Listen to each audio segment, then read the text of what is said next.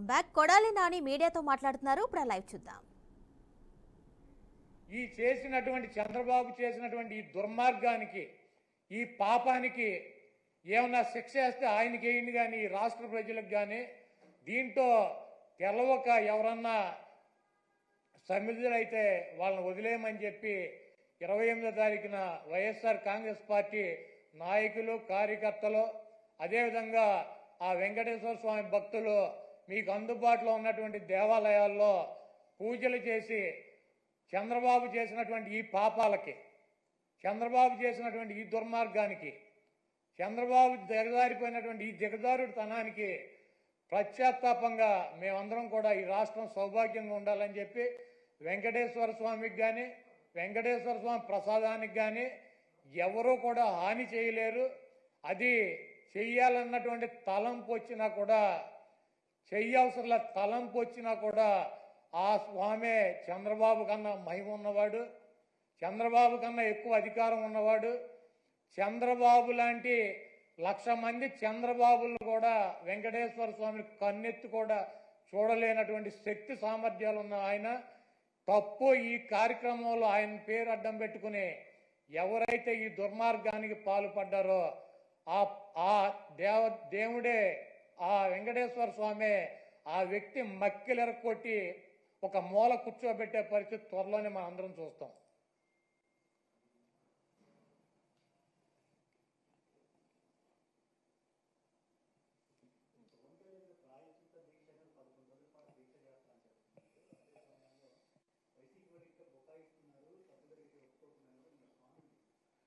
పవన్ కళ్యాణ్ గారు ప్రాయశ్చిత్త దీక్ష చేస్తున్నారు. అంటే సహజంగా ప్రాయశ్చిత్త దీక్ష ఎవరు చేస్తారు? తప్పులు పాపాలు ఎవరు చేస్తే వాళ్ళు ప్రాయశ్చిత్తం దీక్ష చేస్తారు. తెలుసో తెలియకో మేము పాపాలు చేశాము, తెలిసి చేశాము, తెలియక చేశాము అని ఆ దేవుణ్ణి వేడుకొని ఆ ప్రాయశ్చిత్తాన్ని కోరుకుంటారు. చంద్రబాబు నాయుడు గారు పవన్ కళ్యాణ్ గారు ప్రస్తుతం అవసరార్థం అనండి లేదా లాభాల కోసం అనండి, శరీరాలు రెండు వేరైనప్పటికీ కూడా ఒకే ఆత్మ కింద చంద్రబాబు నాయుడు గారు పవన్ కళ్యాణ్ గారు ప్రస్తుతం ఇద్దరు తిరుగుతున్నారు. కాబట్టి చంద్రబాబు నాయుడు గారి పాడు బుద్ధితో కుళ్ళిన మెదడుతో సాక్షాత్తు వెంకటేశ్వర స్వామి వారి ప్రసాదం గురించి మలినపు మాటలు మాట్లాడాడు. కాబట్టి అలాగే ఎన్నికల్లో ప్రజల్ని ఓటు అడుక్కునేప్పుడు అమ్మఒడి తీసేసి తల్లికి వందనం అనే పేరు మీద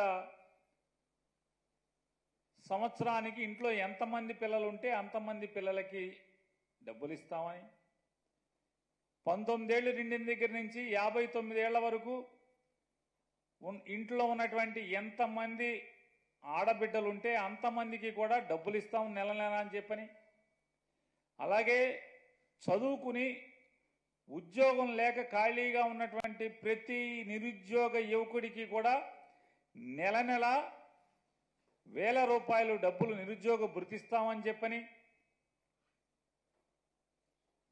ఉద్యోగస్తులందరికీ కూడా సిపిఎస్ రద్దు చేసి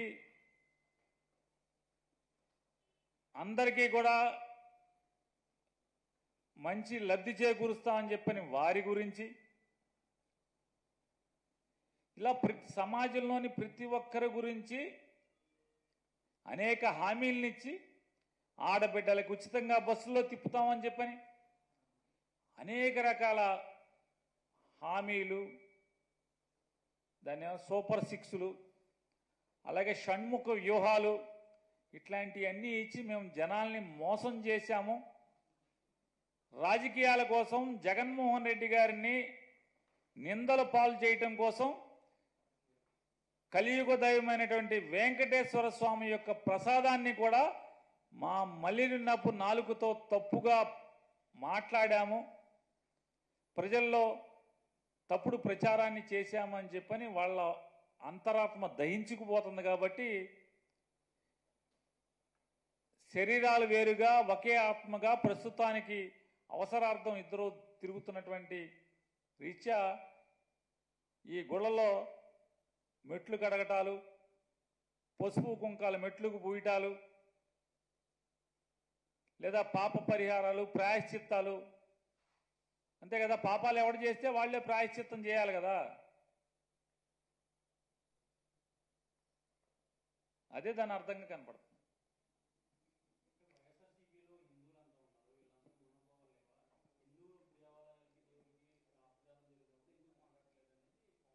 ఎవరంటున్నారు సార్? పవన్ కళ్యాణ్ గారా? పవన్ కళ్యాణ్ గారు హిందూ అని చెప్తున్నారా? ఏమండి హిందూ అంటే? ఆ మధ్య భీమవరంలో ఎప్పుడో నేను బ్యాప్టిజం తీసుకున్నా అని చెప్పారు, ఆయనేనా? కాదండి, భీమవరంలో బ్యాప్టిజం తీసుకున్నానని చెప్పారు, వారేనా?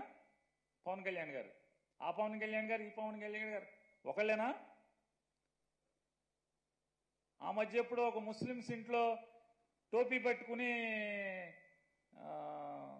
హలాల్ చేశారా మాంసాన్ని, హలాల్ చేయకపోతే మనం తినకూడదని చెప్పని సోఫా మీద కూర్చోకూడదు, రంజాన్ మాసంలో కింద కూర్చోవాలి,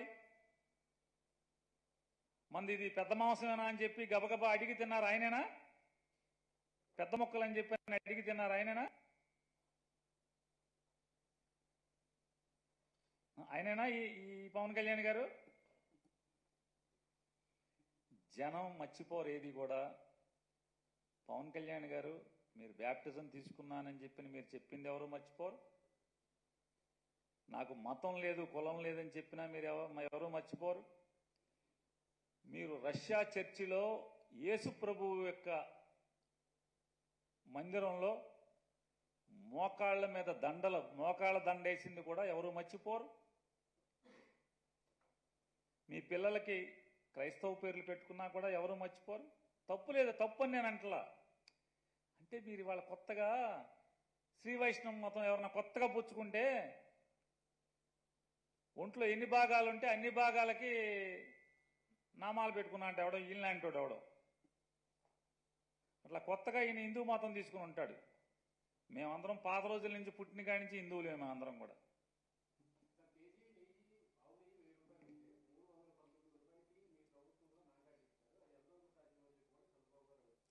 చంద్రబాబు నాయుడు గారి ప్రభుత్వంలో 1000 రూపాయలకు కొన్నారా? కాదండి, నేను అనేది చంద్రబాబు నాయుడు గారు ముఖ్యమంత్రిగా ఉండగా తిరుమల తిరుపతి దేవస్థానం అంటే చంద్రబాబు నాయుడు గారి నాయకత్వంలో ఆయన దస్తూరితో, ఆయన సంతకంతో ఎగ్జిక్యూటివ్ ఆఫీసర్గా, చైర్మన్గా ఉద్యోగాలు సంపాదించినటువంటి బాడీ ఎంతకి కొంది? 1000కి 2000కి కొందా అని అడుగుతున్నాను. జగన్మోహన్ రెడ్డి గారి ప్రభుత్వం కంటే కూడా తక్కువ రేటుకే కదా కొన్నది మీరు. జగన్మోహన్ రెడ్డి గారు 2019 జూన్ 8వ తారీఖున జగన్ గారి ప్రభుత్వం వచ్చింది. మే 30న జగన్ గారు ప్రమాణ స్వీకారం చేశారు. జగన్ గారు ముఖ్యమంత్రిగా ప్రమాణ స్వీకారం చేసే తర్వాత చంద్రబాబు నాయుడు గారు ఉన్నప్పుడు ఆ చివరి మాసాల్లో రేట్లు చూసుకోండి, మీకే తెలుస్తాయి కదా. హెరిటేజ్లో కేజీ ఆవు నెయ్యి ఎంతకు అమ్ముతున్నారు? హెరిటేజ్లో 1 కేజీ ఆవు నెయ్యి ఎంతకు అమ్ముతున్నారు? 400 చిల్లరకే కదా. 400 చిల్లరకే కదా. ఏదైతే ఈయన మాట మాటకి నందిని నందిని నందిని అని మాట్లాడుతున్నాడు కదా, ఆ నందిని ఆవు నెయ్యి ప్యాకెట్లో ఎంతకు అమ్ముతున్నారు మార్కెట్లో? ఈ రోజైనా సరే 400 చిల్లరే కదా. అంటే కొట్లోళ్ళకి కమిషన్ ఇచ్చి, ఏజెంట్లకు కమిషన్ ఇచ్చి, C&F స్టాకిస్ట్ ఎవరైతే జిల్లాల స్టాకిస్ట్ ఉంటారో వాళ్ళకి కమిషన్ ఇచ్చి, ప్యాకింగ్ ఖర్చు, మార్కెటింగ్ ఖర్చు, అడ్వర్టైజ్మెంట్ ఖర్చు, ఆ నందిని వాడమని చెప్పని పబ్లిసిటీ చేసిన సినిమా యాక్టర్లకు ఖర్చు, ఇన్ని ఖర్చులు కలిపి 400 చిల్లరకు అమ్ముతుంటే ఏ ఖర్చు, ఏ పబ్లిసిటీ, ఏమీ ప్యాకింగ్ కానీ ఏమీ లేకుండా బల్క్గా లారీలో ట్యాంకర్లో పోసేది తక్కువకు వస్తా రాదా? 2 లక్షల కేజీలు, 1 కేజీ కాదు, 1/2 కేజీ కాదు, లక్షల కేజీలు మీరు కొంటే తక్కువకి తీసుకుంటారా లేదా? మీ హెరిటేజ్ కంపెనీ సరుకులు కొంటుంది, బల్క్గా మీరు కొంటే ఎంత కొంటున్నారు? మీ హెరిటేజ్ ఆవుని మీరు 500 చిల్లర 400 చిల్లరకి అమ్ముతున్నారు. మీరు బల్క్గా లారీ కావాలంటే 400 చిల్లరకి మీరు అమ్ముతారా? మేము కొంటామా? నాకు లారీ ఆవు నెయ్యి కావాలి హెరిటేజ్లో అంటే మేము కేజీ 400 చిల్లరకి ప్యాకెట్ చేసి అమ్ముతున్నాం కాబట్టి అదే 400 చిల్లరకని అమ్ముతారా? అమ్మితే ఎవడన్నా కొంటాడా? లారీ ఆవు నెయ్యి కావాలంటే. చంద్రబాబు నాయుడు గారు 2019 జగన్మోహన్ రెడ్డి గారికి ప్రభుత్వానికి అప్పచెప్పే సమయానికి తిరుమల తిరుపతి దేవస్థానంలో కొన్నటువంటి నెయ్యి రేటు ఇంచుమించుగా సమానంగానే అదే రేట్లో జగన్మోహన్ రెడ్డి గారి ప్రభుత్వం కూడా ఆ ప్రభుత్వంలో ఏర్పాటైన టీటీడీ బోర్డు కూడా కొనుగోలు చేయడం జరిగింది.